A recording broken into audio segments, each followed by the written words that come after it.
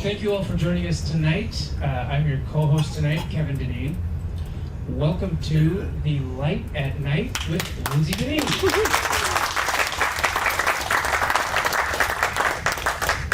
Thank you. Welcome back to another episode of The Light at Night.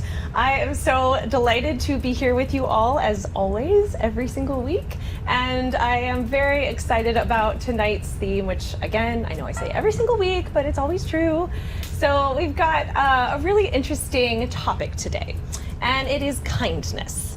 And part of the reason that I wanted to talk about this, other than just, of course, it's a great thing to speak about, is, ironically, what's funny is earlier today, the captain had an announcement, and this was so not coordinated at all. This has been on the books for a few weeks now, but he mentioned, really making sure that we're kind to everyone. We're kind to our crew, we're kind to our staff, we're kind to each other, and it was a really good reminder, and I was like, well, that's ironic, because this has been played for a couple of weeks, and I just wanted to talk about the fact that we all have so many opportunities every single day to choose whether we're going to extend consideration and kindness versus maybe coming to a snap judgment or making assumptions or things like that. And we all get this choice every single moment of every single day. And even those of us who continually strive for kindness, we mess up, things happen.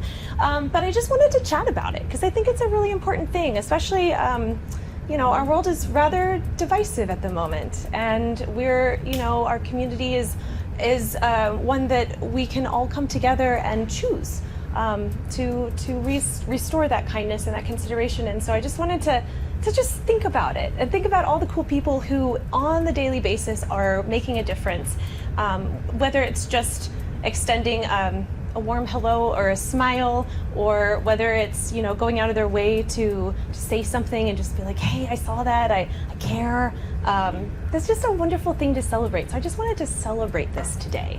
And I have a couple of quotes about kindness because, of course, that I just found pretty inspiring when I was thinking through this. So Henry James said, 3 things in human life are important. The first is to be kind. The second is to be kind. And the third is to be kind. Desmond Tutu said, do your little bit of good where you are. It's those little bits of good put together that overwhelm the world. Khalil Gibran says, tenderness and kindness are not signs of weakness and despair, but manifestations of strength and resolution. And then finally, Roy T. Bennett says, attitude is a choice. Happiness is a choice. Optimism is a choice. Kindness is a choice. Giving is a choice. Respect is a choice. Whatever choice you make makes you. So choose wisely. I really liked that one. Yeah. As always, we have amazing guests lined up for you today. We have Mr. John, Miss Alicia, Mr. Randy, Miss Beena, Miss Lynn, and Miss Kit. All of you are going to bring stories and thoughts and insights about kindness and consideration, and I am so excited, so let's get right in.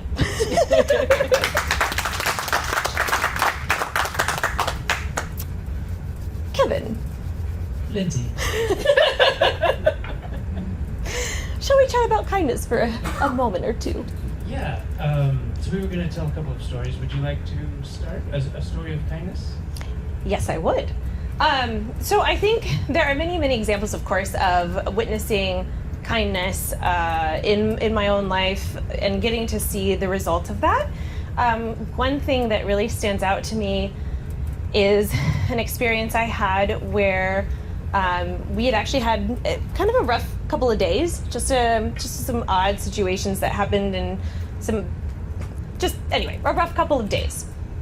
And we encountered somebody who, when we extended sort of a little bit of like a friendly sort of hello and, tried to be just, it was a stranger, but, tried to be kind of nice. Like small talk. Yeah, like small talk. Was not received well and was actually rather abrasive back, which was really surprising. And, it was sort of compounded with everything else that had happened. the last couple of days, and that was sort of the icing on the cake, as it were. And so we kind of removed ourselves from the situation, and we were talking about it, and I just kind of lost it. I started crying. It was dramatic, I suppose, but it was a compounded thing. And another complete stranger came up to us and was so kind, had overheard what had happened, and came up to us and said, we're not, not everyone's like this, and offered this beautiful example of friendship and kindness in a way that was not something that was even necessary. It was a situation where, that person could have chosen not to say anything. I mean, we were in a group full of strangers that I would have dealt with it and moved on. But instead, this person came over and was one of the kindest people and encounters I have ever met in my life, just willing to come and say, I'm sorry this happened to you, was full of empathy and grace, and just to one stranger to another was willing to come up and say, I see you, I hear you, I'm sorry that happened, but there are good people here still. Yeah. And that was a beautiful story of kindness. And it completely changed the direction of the evening, actually. Yeah. Just this one small gesture, Yeah. Well, it wasn't small to me, but Yeah. What about you, Kevin? All my stories are about you. Wow. So unfortunately, sorry guys, I've got another one. The best example I can think of is when Lindsay and I first started dating. She was working multiple jobs, and obviously still does. Can't keep her down. But like every dollar that you spent was accounted for, and there was no extra at that time. And I didn't know this at the time, but later I found out that any extra dessert was met with, oh, now I have to do this differently.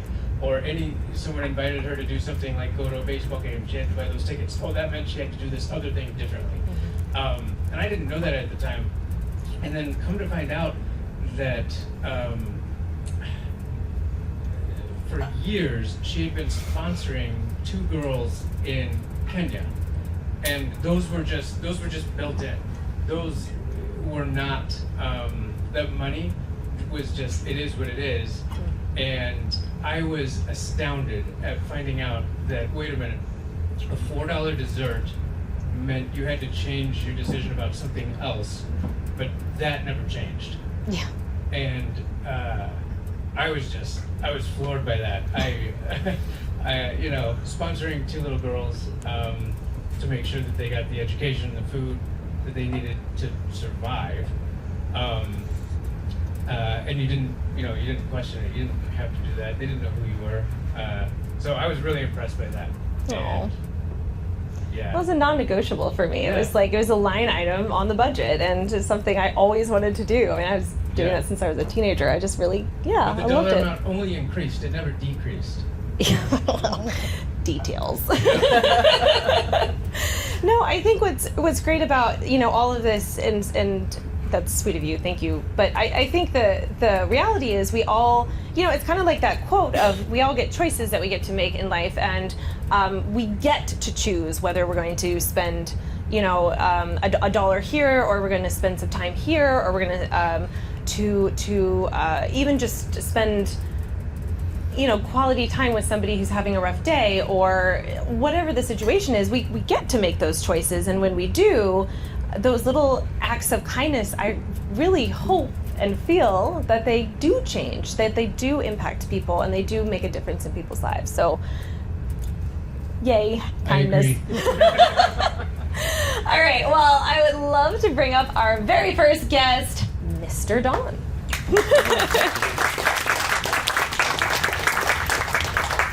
Thank you. All right, so you practiced sitting in this chair earlier. Did you did. feel that you did it the right way? I feel comfortable. Okay. Excellent. So, Don, you are one of those people who just exemplifies kindness. I constantly see the efforts that you put into all sorts of different things. When you are out and about, you are always organizing things. You're trying to do your little part of good. And I'm wondering, can you share a little bit about where did that come from? Where did that interest or that motivation come from?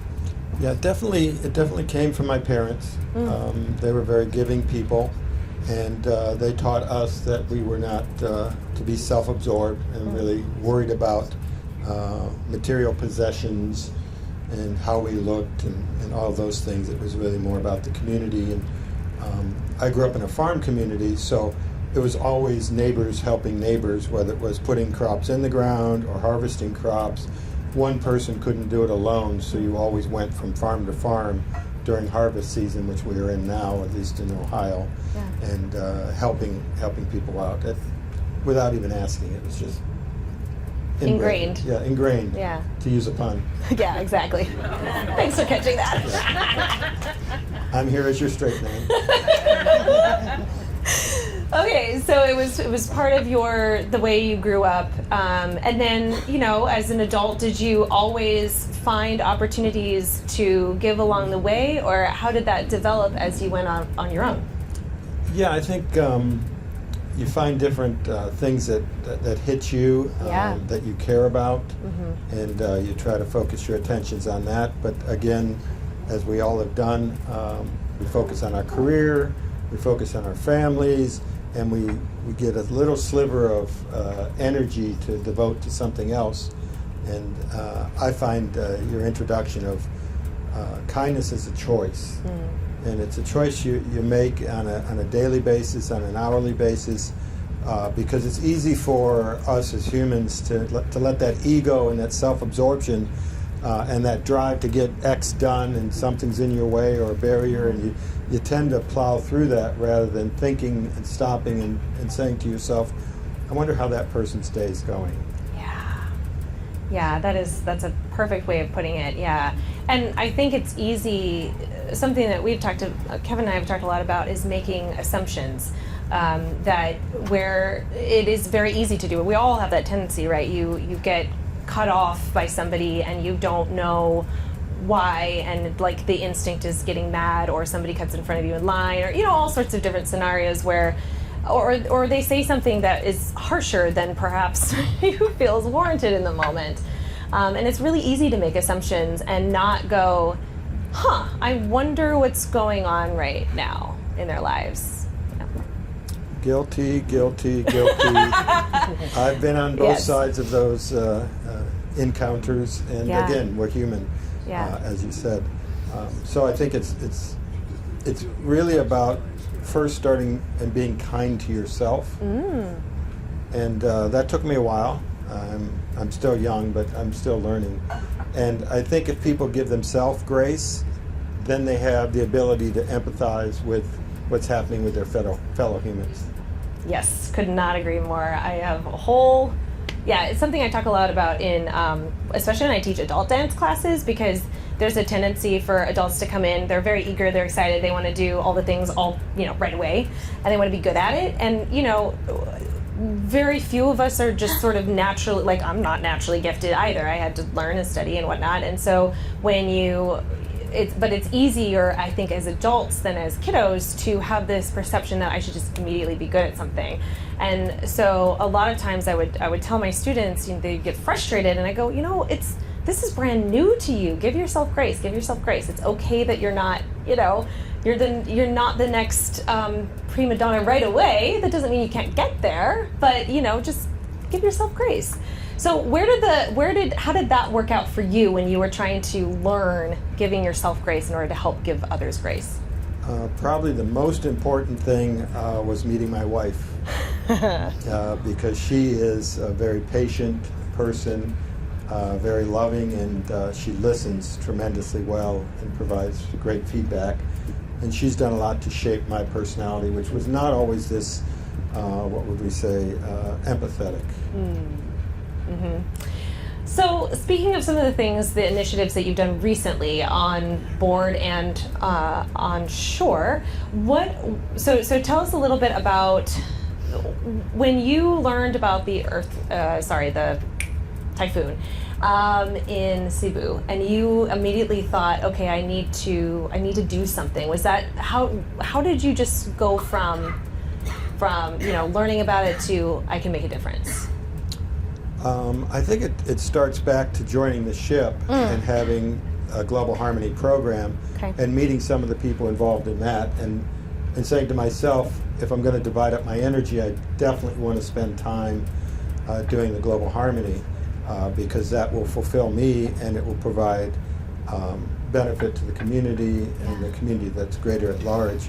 And when you asked me to come on the program, I looked for quotes as you did, and I said, I found one that I thought was really good for this occasion, which is, kindness is an international language. And when I go around and I go off the port and I smile and I wave and I stop, I find that I don't need to have the Duolingo. That is the language of love and kindness. And so that's really where I started from. And specifically for the Cebu relief effort, we were in Porta Princesa.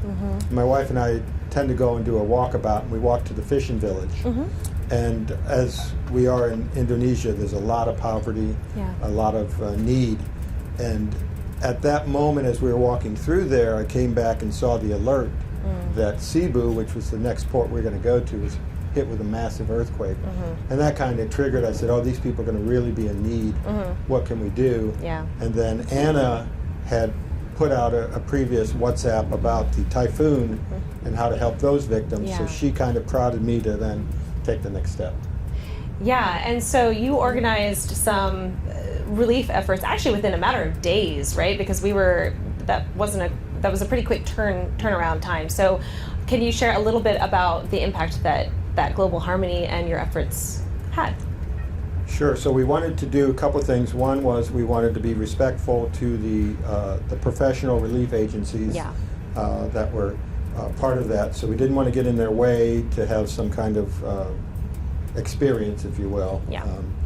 And so I contacted a local group, and then second thing we wanted to do was vet them and make sure that our efforts and the dollars that were donated by the residents were going to go to the right place.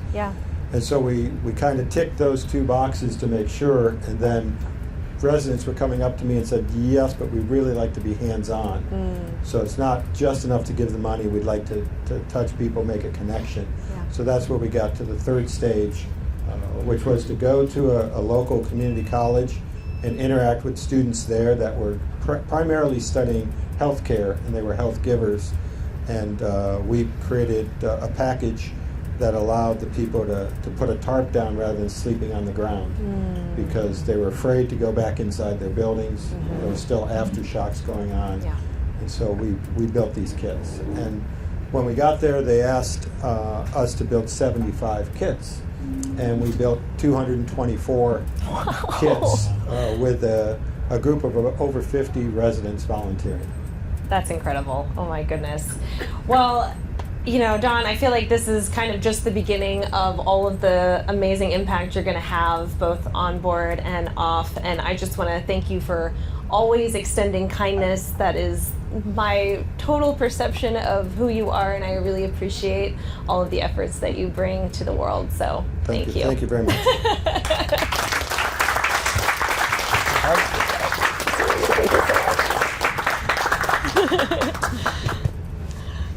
All right.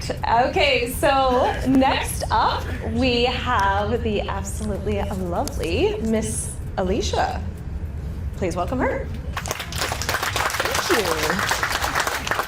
Handshake. Have four, please. Hi. Hello, dear.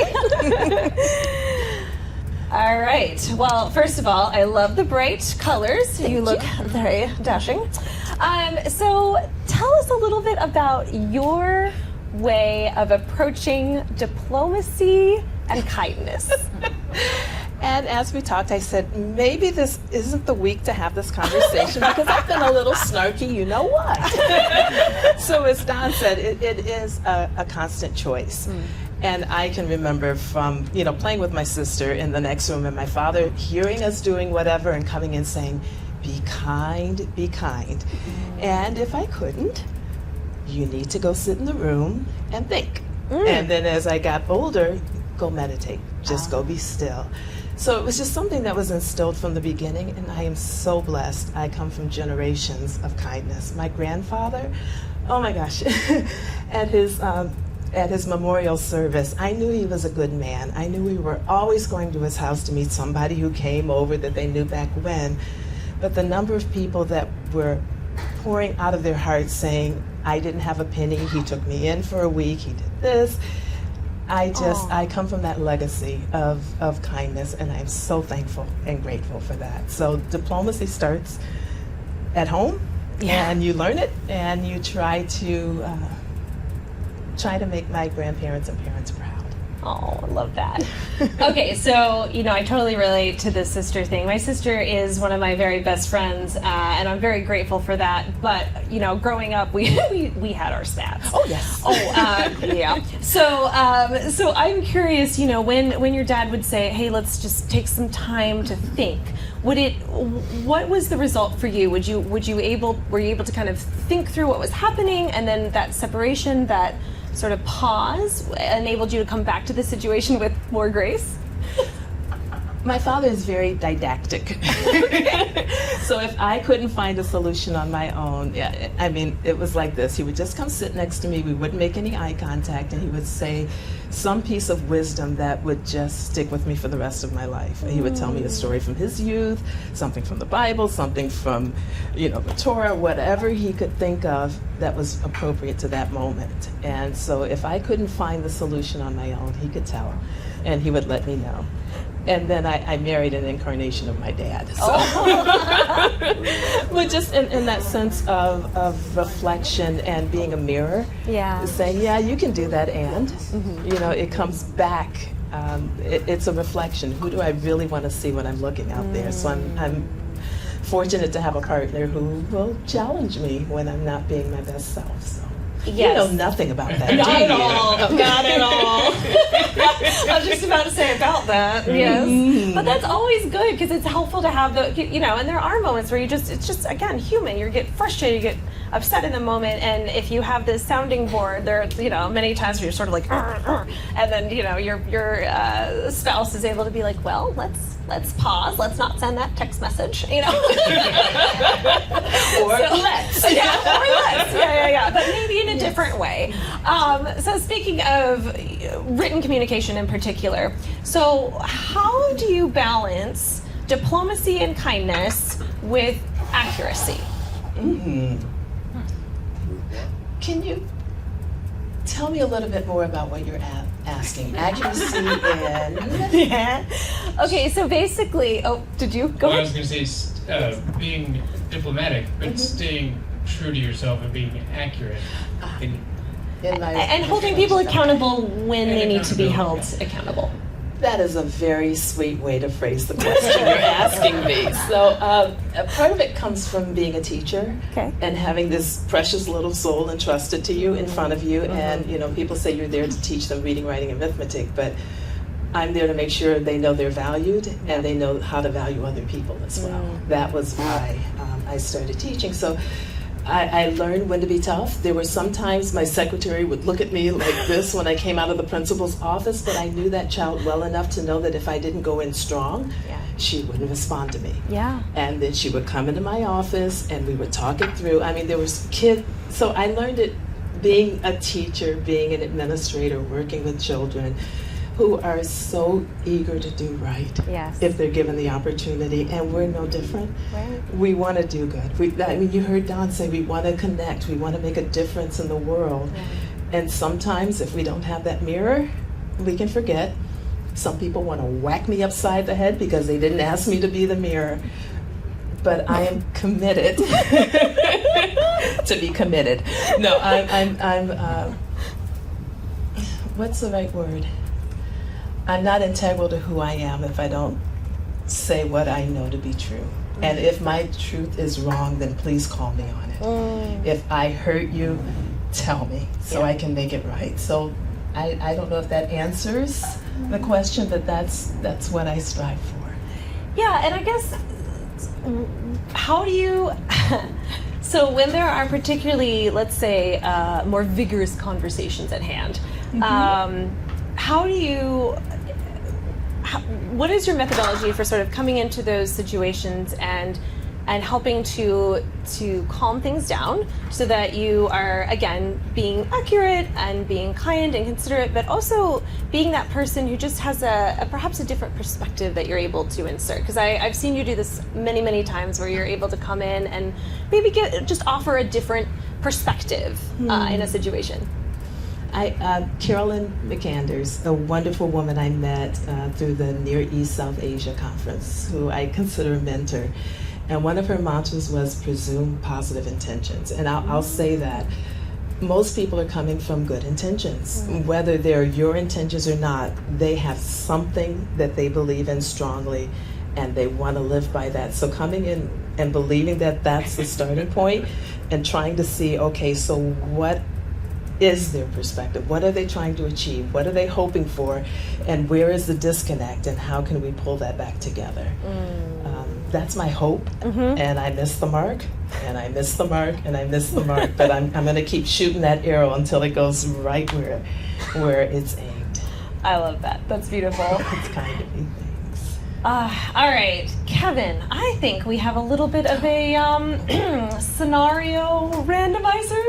Yes, a scenario challenge. Okay. It's who can be the most diplomatic Ooh. or the most kind. Ooh. Okay.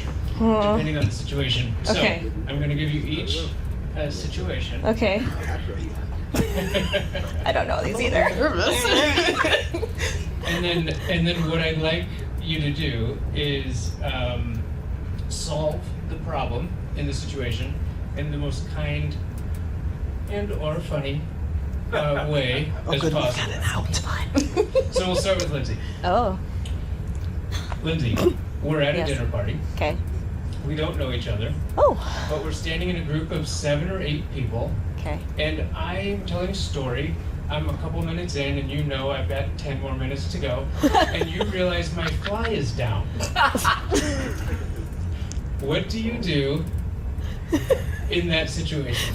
So we don't know each other in We this don't situation. know each other at all. Oh, gracious.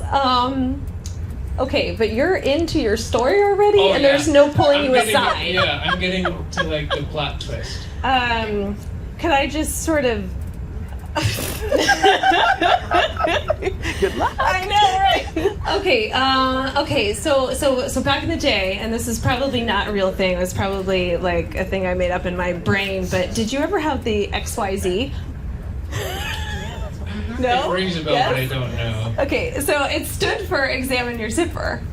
Okay. It's terribly, right? But if you said XYZ, then hopefully the person would know what you meant and, examine their zipper for potential flaws. So in this case, I wouldn't know what that means. Oh, great. So you would just say in this group of people, XYZ.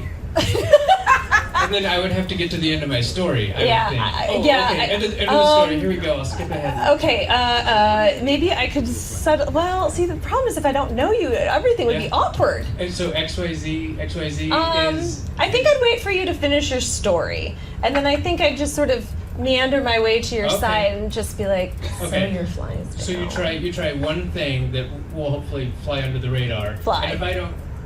And if I don't get it, then you'll I'll come alongside you because I Okay. wouldn't want to like draw attention to it, right? And I Yeah. wouldn't want you to be awkward in the moment of this like public.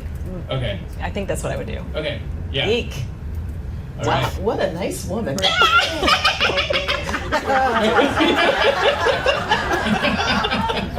We all handle things differently. Okay, Alicia. Okay. Okay. Well, now I can kind of guess what you're.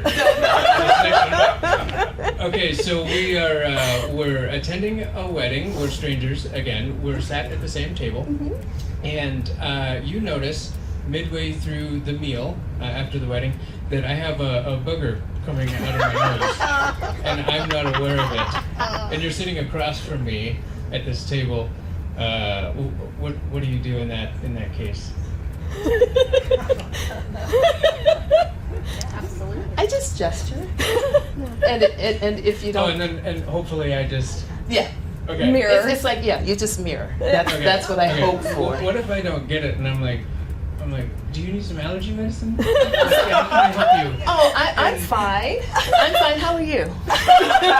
Perfect. Okay. I think I would definitely get that one finally. That's hilarious. I know, right? Okay. So, are we good with 2, or should we do? Maybe a couple more quick ones if we have them. If not, that's fine. Okay. All right. So, in today's digital age, this one's for you, Lindsay. Okay. You're on a Zoom call with some colleagues, and one of your colleagues stands up but isn't fully. Oh no. Maybe has some boxers or gym shorts or something, but then otherwise is dressed very well. Why am I getting these questions? That's good. Realize Hang that on. I'm answering them in order. Okay. Questioning in order. Oh, what do I do? Yeah, what do you do? Oh, I would laugh. I'm afraid. I would laugh, and I think I would try to be like,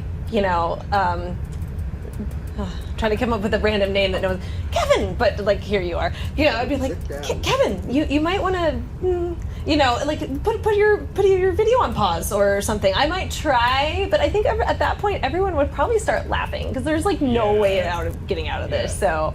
And then I might send a private message and be like, so next time you might want to wear some pants. Yeah. Okay, thanks, bye. Okay, so. That was a tough one. Okay. All right, last one, Alicia. So let's say that you and I have met each other a few times. Okay. We're not quite friends, but, getting there. However, every time I've talked to you, I've called you by the wrong name. Let's say Alice. So, how are you, Alice? And then this is our third, I should know by now.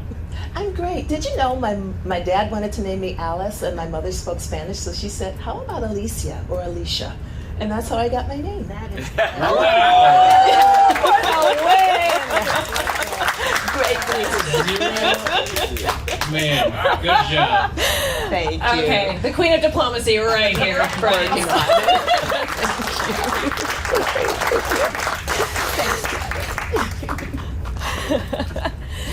All right, well, and next, and I'm very excited about this because weird news is an interesting kindness tie-in, so I'm gonna be real excited for our weird news of tonight with Mr. Randy. I think Alicia's had that happen before. Ah, there you go.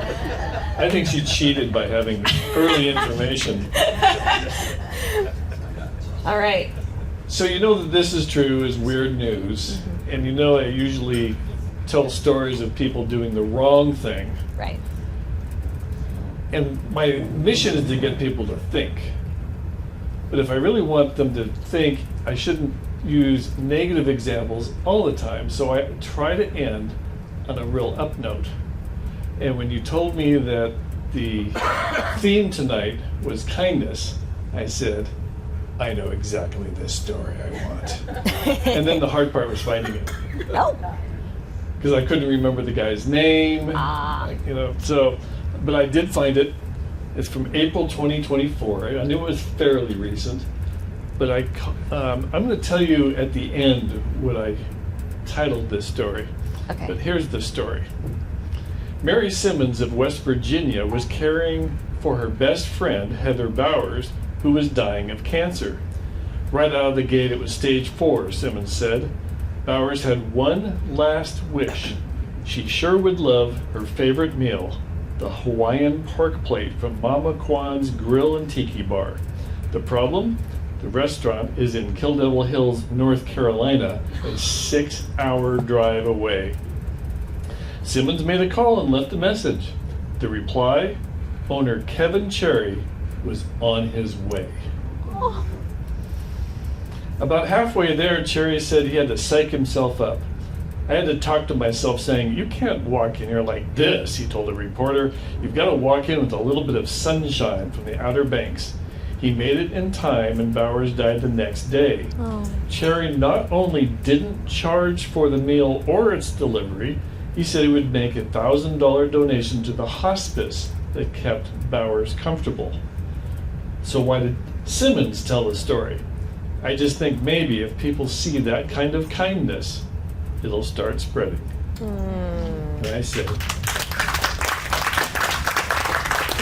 And my tagline on that was, pass it on. Yeah. And so my title for the story was A Good Life and a Good Death. And I have a picture of him arriving with a big cooler full of food. And look at the smile on his face, bringing the sunshine. Yeah. Oh, that's beautiful. Isn't that wild? So that's how I like to end my newsletter issues. Love it. Amazing. Thank you. Excellent story. Alrighty. Next up, we have the lovely Miss Beena. And last week we all got to enjoy an amazing celebration of Diwali because of all of the efforts that Beena put into it. Thank you.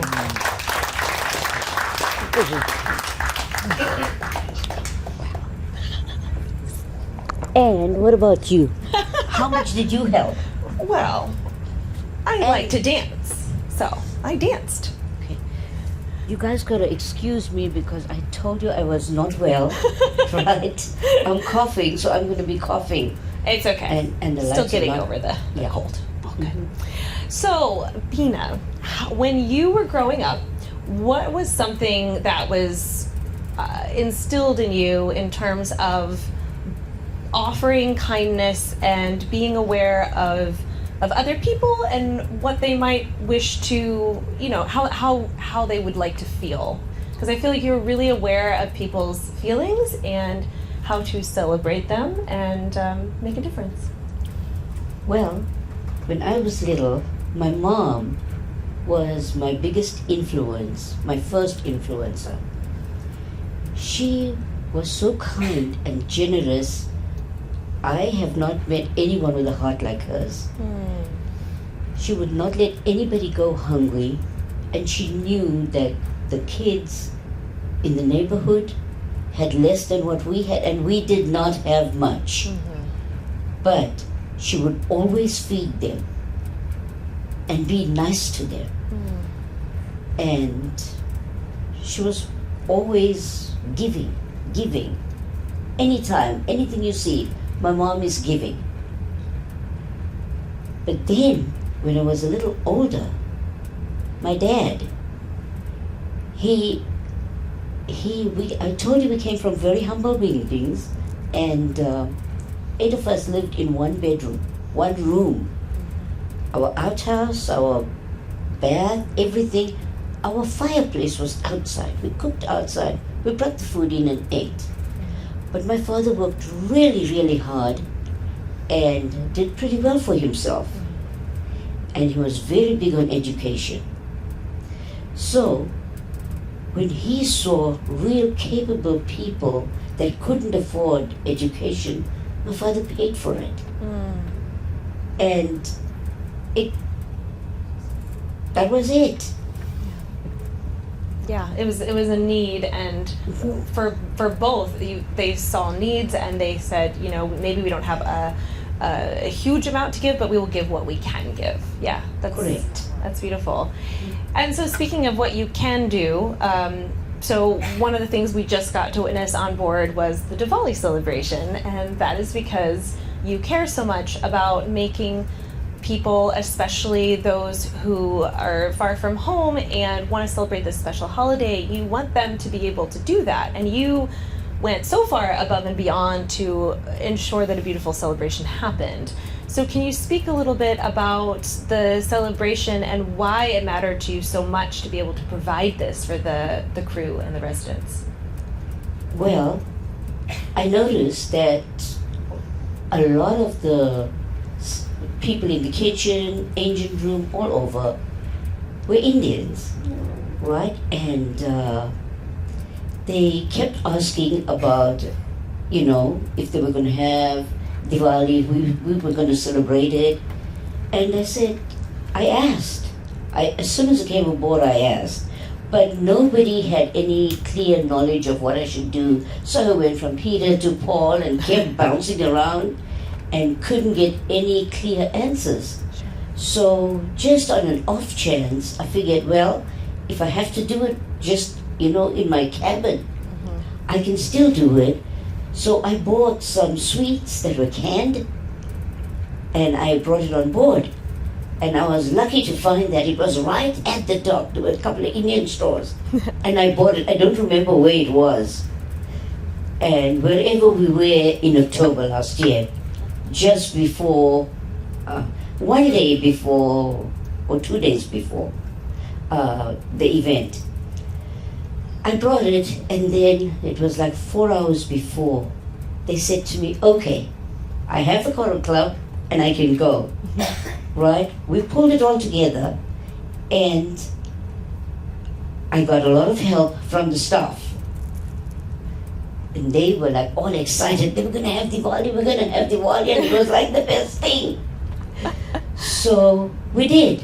We had it right here, and it was really small, and they all sat and sang. Aww. And when it was over, and I invited the residents. Unfortunately, there were a lot of clashing schedules on that day. Sure. And a Founders Club meeting was scheduled, and so even friends that I knew that were going to come couldn't come because they were at the Founders Club meeting.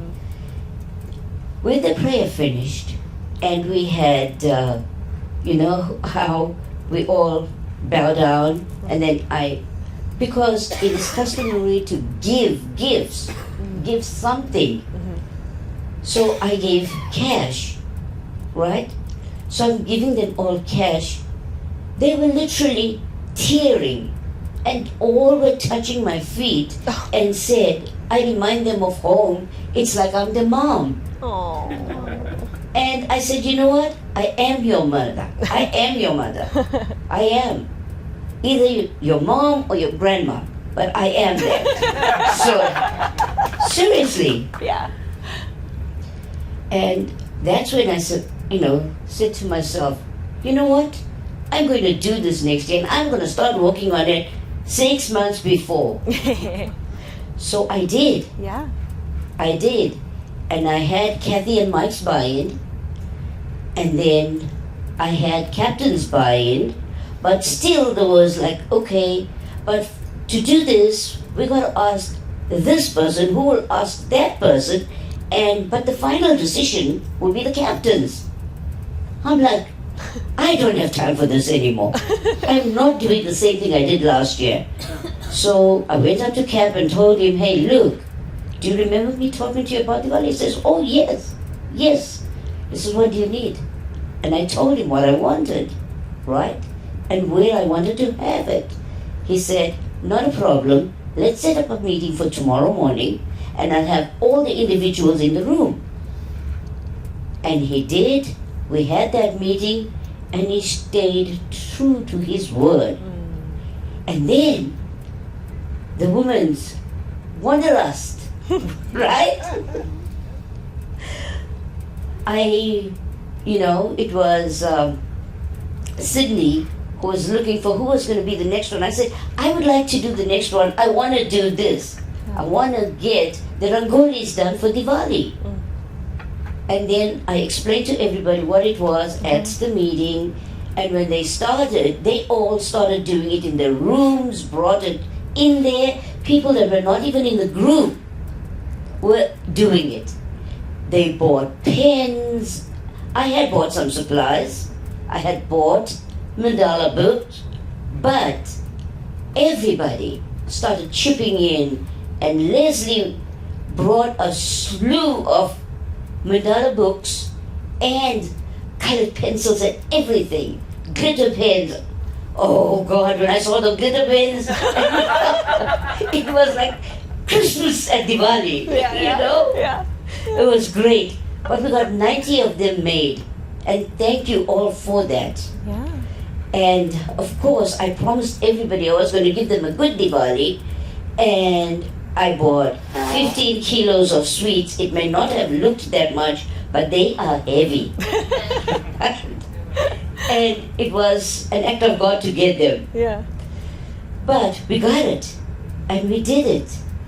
And the sheer look of joy on all the employees' faces. Yeah.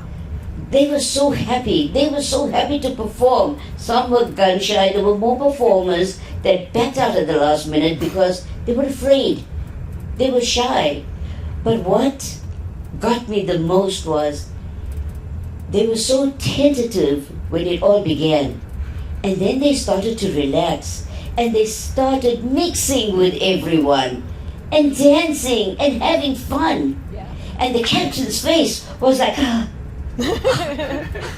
you know, Yeah. that was amazing.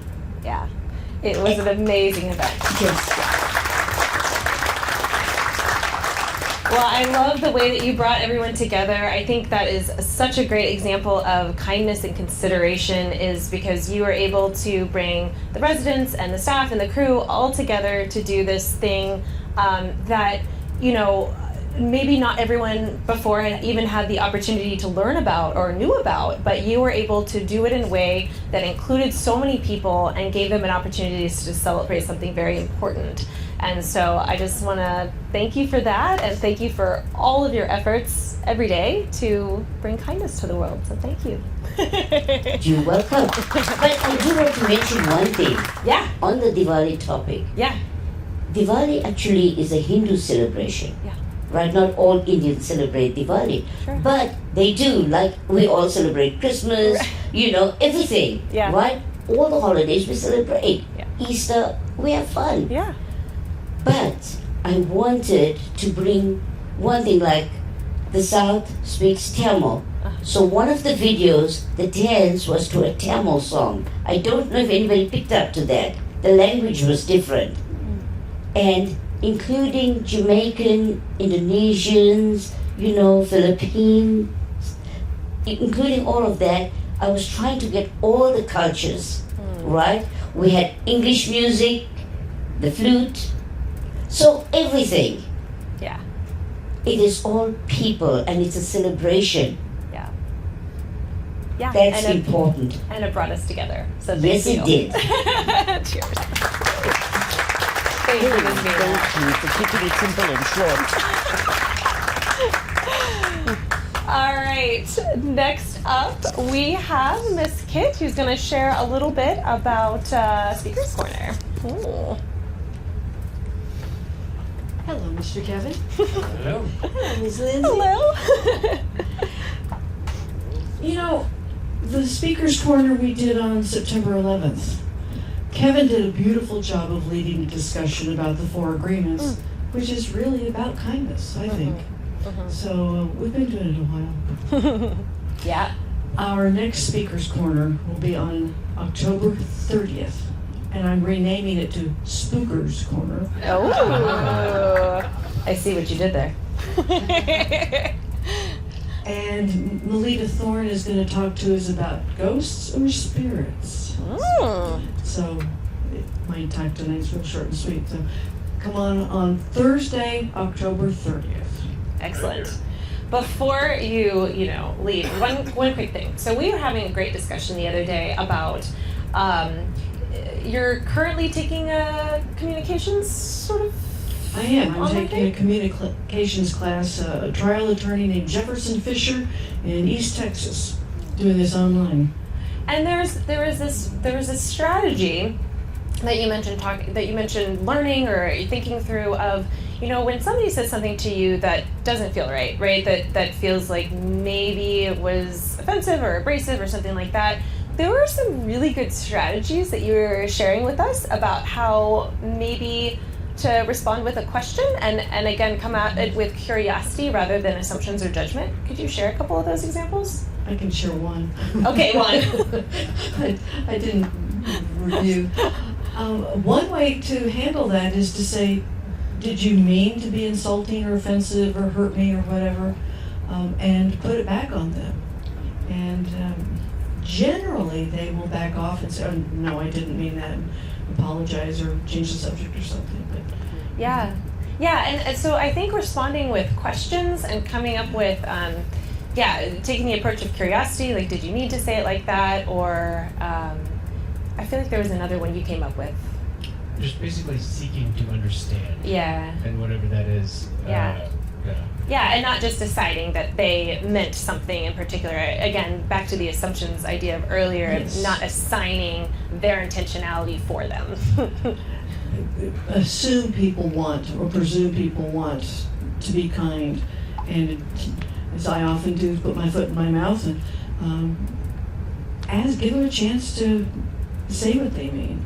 Yeah, and to clarify if they didn't Yes. intend it the way that it may have come across, or we all have our own personal hang-ups too, frankly, and so sometimes something comes across as triggering that doesn't need to be. It's just something that we're dealing with that maybe we just need to again seek to understand. So Yeah. I love that approach. Yeah. Thank you. I'll let you know what the others are later.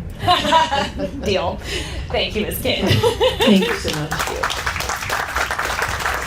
All right.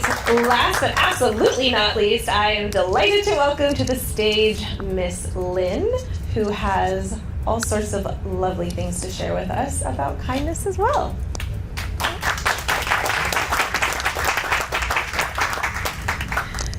All right, so Lynn, you are one of those lovely people that I feel like consistently goes above and beyond to try and project kindness and consideration and care. I've seen it off the ship, I've seen it on the ship. Where did this come from for you? I have to say it comes from Hawaii. It comes from the Polynesian culture. It comes from growing up, and if you've lived for any time in Hawaii, your children are taught, we are taught to call our elders auntie or uncle, whether you're related or not. Mm-hmm. And so just that automatic, you are part of the family, speaks to having love, no matter who the person is, starting from love, because we're family. And if we start from love, then whatever you do, we can figure out how to make it work. Yeah, I love that. A family, centric community that starts, like you said, with the love. And so, as you've gone about your life and you grew up with that background, what are some things that kind of made you, maybe examples that even in your own life of moments where you've either experienced kindness or you've been able to give it in a way that wasn't expected but that fit with that family feel? So there's actually two. Okay. So the first one, I was walking out of Palms and I saw Memo. And he was standing up against the edge of the balcony, and there was just something about his posture that made me feel like he needed a hug. Oh. And so I walked up to him, and I didn't really know him that well. I had really just come on board, and I tapped him on the shoulder and I said, "Can I give you a hug?" And he said, "Sure." And so from that day, every time we see each other, we do my 20-second hugs. And it sounds like it's really giving, but it's not altruistic at all, because I'm trying to get the serotonin and dopamine as well. Right. So that was the first one. Love it. And the second one was Kevin. Oh. And that was the dinner that night at the Yeah. birthday party. It was Robert and Holly's birthday party. And so all of Thistle was decorated with balloons everywhere. I had just met you. Yeah. And so we're sitting at the table and we're talking, and a couple of balloons pop. And I reacted. You noticed the reaction. But I was just trying to get my breathing down and relax a little bit. But it kept happening, and it kept happening behind me, so I couldn't see what was happening. And it, Sorry, yeah. no, it's fine. It put me right back to a situation I had been in. And you reached right over to the table, grabbed my hand, and said, "It's okay." And that act of kindness helped me I try to gather myself a little bit. It kept happening, and I knew at that point that no matter what, I had to remove myself from the situation, so I left. Yeah. But that was a great act of kindness. And there are instances on this ship every single day that somebody does something for somebody else. And Dawn, I got engaged in a WhatsApp chat. And Dawn DM'd me, or messaged me privately and said, thank you for coming at that conversation out of kindness. And my response to you was, we're family. And we are. We're all family. That's beautiful. Yeah, so speaking of, that particular instance, I think there's something to be said too about being aware of other people's reactions in the moment. So for instance, that particular sound was, it brought you back to a place you didn't want to revisit. Yeah. And I think that sometimes people unintentionally, with again, say balloon popping, they unintentionally do things that might actually create a problem for people.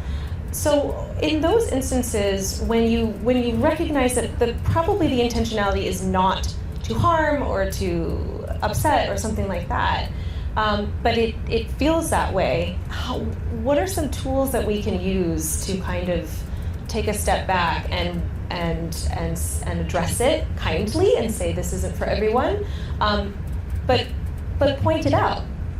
And I think you hit the nail on the head, that pause. Just give it a little bit of space so you can gather your thoughts and figure out why this emotion is coming up. And once you understand where your emotion is coming from, because honestly, anything that happens to you really has nothing to do with whoever did it to you. It's you, it's your reaction. And so once you put that space, I feel you have a better understanding of what triggered you. And if it is something that someone else did, you can maybe say, hey, if this, this happened and this is how I felt. But it's not an attack. You shouldn't do this anymore. I don't want you to do this anymore. It's Right. This is how it made me feel. Right. And every single person that's come up here on this panel has basically said the same thing. That positive intentions. The balloon popping. That was people doing it out of fun. Right. They were having a good time. Right. Fireworks. Yeah. Same thing. Right. So again, it really wasn't what someone else did. It was what I was feeling and understanding why I was feeling. And so the space, figure out why you're feeling what you're feeling, and then you can let someone else know that, hey, this is how it makes me feel. Yeah. Not necessarily that they did it intentionally. And I think anytime you come at it that way, people are more receptive. What are you hopeful about as the community moves forward, especially the community on board, but just perhaps greater community as well? What are you hopeful about in terms of people's willingness to come together and support that family? So you talked about it when you first started the show, the polarization that's there, just the fact that everybody's on edge. And my hope is that we look at why we're feeling the way we're feeling and then try to find that commonality, that one thing that we both want. We both want it to go well. Yeah. And focus on that. And that's where we start finding the middle ground again, finding, where we can make it work instead of I'm on this side and you're on that side. I love that. I think that's a beautiful way to go about it. And thank you, Lynn, for everything you do on a daily basis to make the world a kinder place.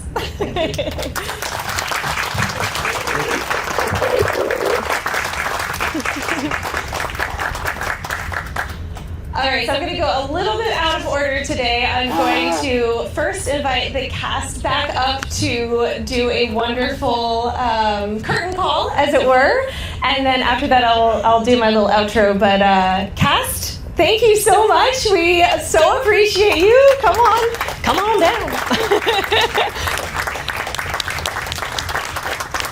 Thank you. Really appreciate all of you. Thank you. Excellent. All right, excellent.